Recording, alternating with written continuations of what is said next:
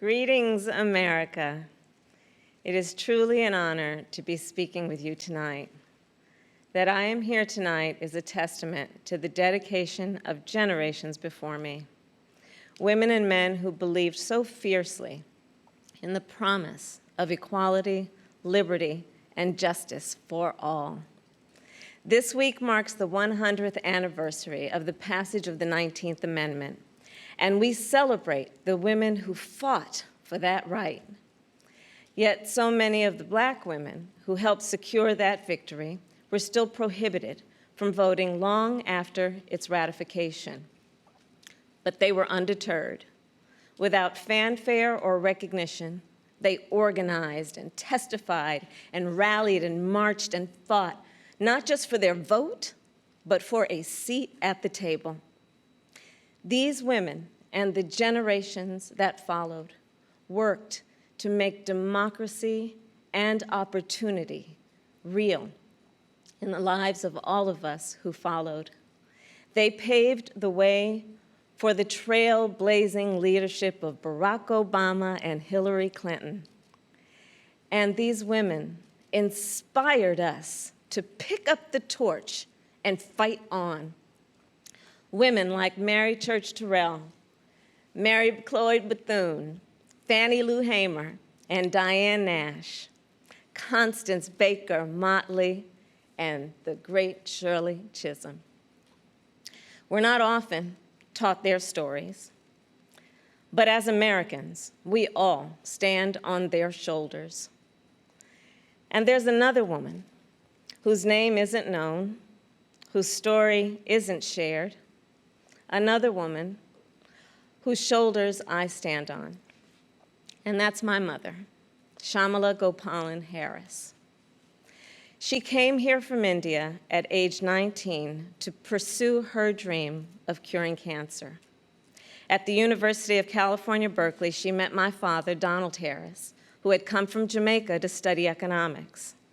They fell in love in that most American way while marching together for justice in the civil rights movement of the 1960s. In the streets of Oakland and Berkeley, I got a stroller's eye view of people getting into what the great John Lewis called good trouble. When I was 5, my parents split, and my mother raised us mostly on her own. Like so many mothers, she worked around the clock to make it work, packing lunches before we woke up and paying bills after we went to bed, helping us with homework at the kitchen table and shuttling us to church for choir practice. She made it look easy, though it never was. My mother instilled in my sister Maya and me the values that would chart the course of our lives. She raised us to be proud, strong Black women, and she raised us to know and be proud of our Indian heritage. She taught us to put family first, the family you're born into and the family you choose. Family is my husband, Doug, who I met on a blind date set up by my best friend. Family is our beautiful children, Cole and Ella, who call me Kamala. Family is my sister. Family is my best friend, my nieces, and my godchildren. Family is my uncles, my aunts, and my chitties. Family is Mrs. Shelton, my second mother who lived 2 doors down and helped raise me. Family is my beloved Alpha Kappa Alpha, our Divine Nine, and my HBCU brothers and sisters. Family is the friends I turn to when my mother, the most important person in my life, passed away from cancer. And even as she taught us to keep our family at the center of our world, she also pushed us to see a world beyond ourselves. She taught us to be conscious and compassionate about the struggles of all people, to believe public service is a noble cause, and the fight for justice is a shared responsibility. That led me to become a lawyer. a district attorney, attorney general, and a United States senator. And at every step of the way, I've been guided by the words I spoke from the first time I stood in a courtroom. Kamala Harris, for the people. I have fought for children and survivors of sexual assault. I fought against transnational criminal organizations. I took on the biggest banks and helped take down one of the biggest for-profit colleges. I know a predator when I see one. My mother taught me that service to others gives life purpose and meaning. And oh, how I wish she were here tonight, but I know she's looking down on me from above. I keep thinking about that 25-year-old Indian woman, all of 5 feet tall, who gave birth to me at Kaiser Hospital in Oakland, California. On that day, she probably could have never imagined that I would be standing before you now and speaking these words. I accept your nomination for Vice President of the United States of America.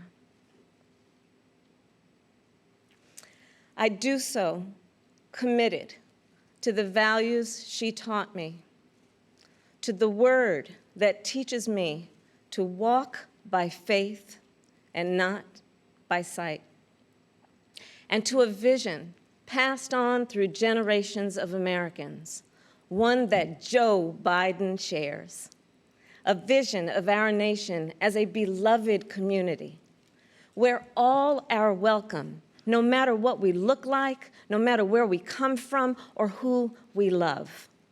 A country where we may not agree on every detail, but we are united by the fundamental belief that every human being is of infinite worth, deserving of compassion, dignity, and respect.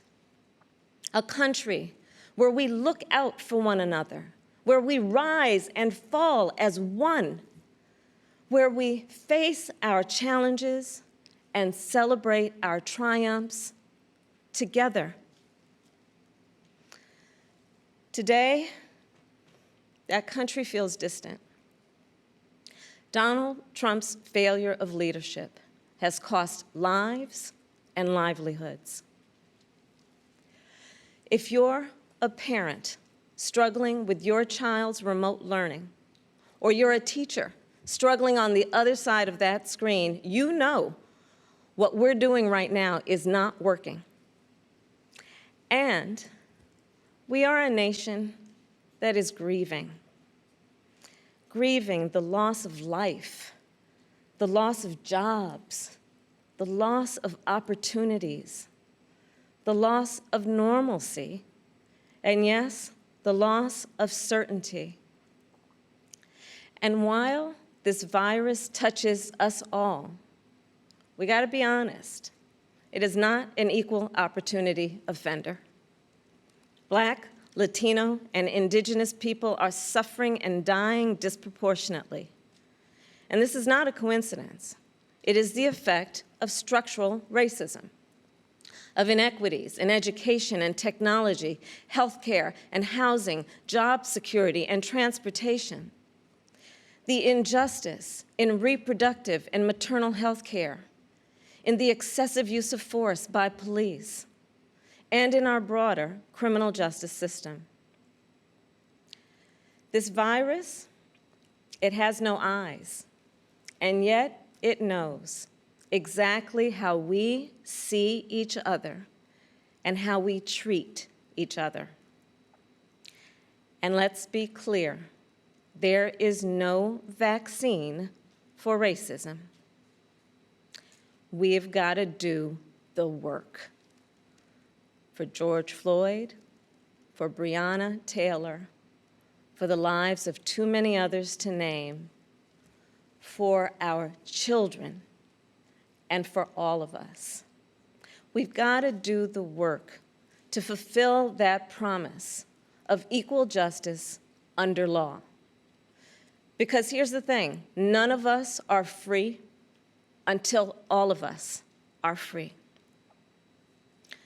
So we're at an inflection point. The constant chaos leaves us adrift. The incompetence makes us feel afraid. The callousness makes us feel alone. It's a lot. And here's the thing.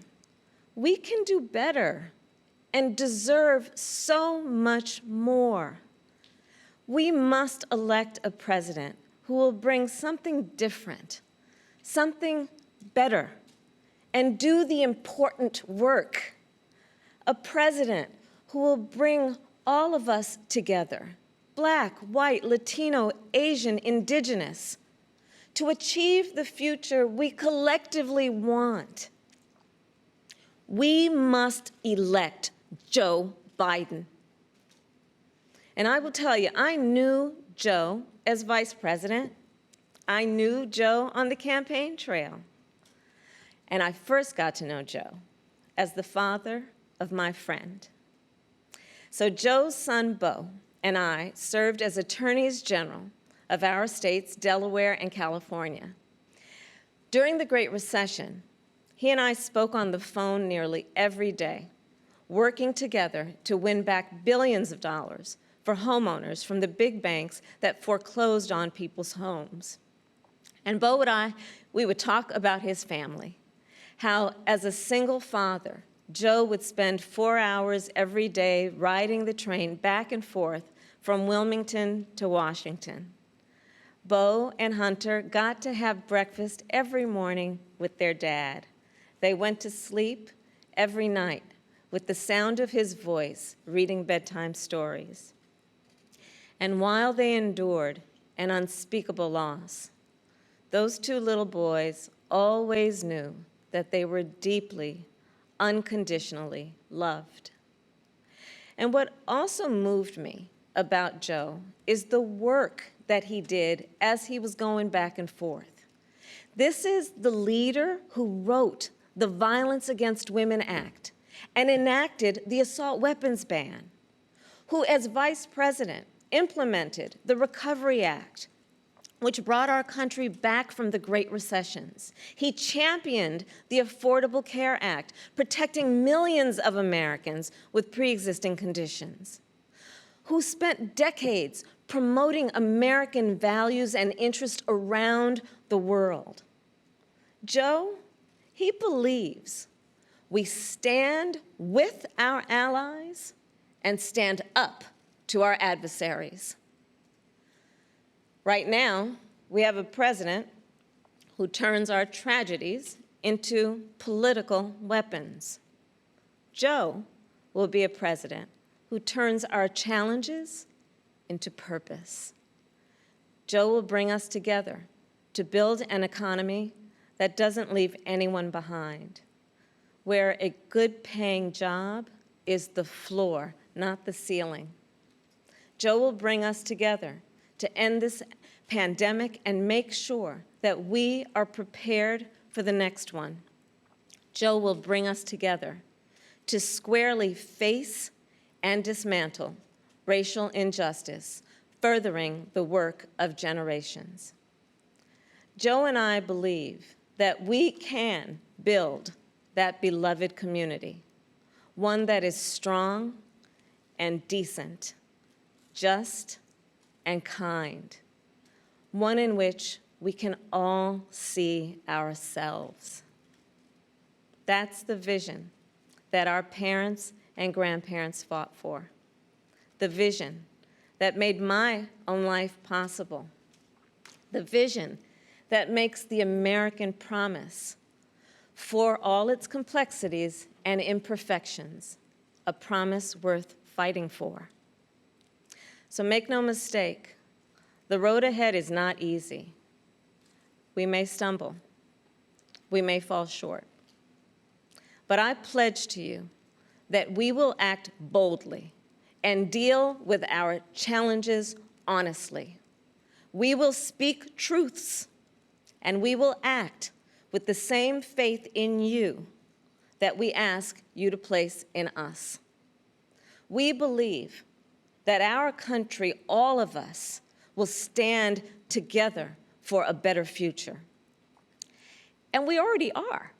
We see it in the doctors, the nurses, the home health care workers, and frontline workers who are risking their lives to save people they've never met. We see it in the teachers and truck drivers, the factory workers and farmers, the postal workers and poll workers, all putting their own safety on the line to help us get through this pandemic. And we see it in so many of you who are working, not just to get us through our current crisis, but to somewhere better. There's something happening all across our country. It's not about Joe or me. It's about you.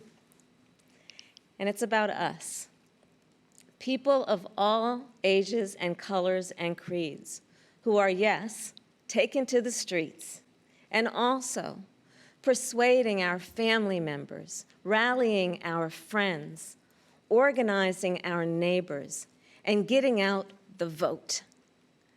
And we have shown that when we vote, we expand access to health care and expand access to the ballot box and ensure that more working families can make a decent living. And I'm so inspired by a new generation. You are pushing us to realize the ideals of our nation, pushing us to live the values we share: decency and fairness, justice and love. You are patriots who remind us that to love our country is to fight for the ideals of our country. In this election, we have a chance to change the course of history. We're all in this fight. You, me, and Joe, together. What an awesome responsibility. What an awesome privilege. So let's fight with conviction. Let's fight with hope. Let's fight with confidence in ourselves and a commitment to each other, to the America we know is possible, the America we love. And years from now, this moment will have passed, and our children and our grandchildren will look in our eyes, and they're going to ask us, where were you when the stakes were so high? They will ask us, what was it like? And we will tell them. We will tell them not just how we felt, we will tell them what we did. Thank you. God bless you. And God bless the United States of America.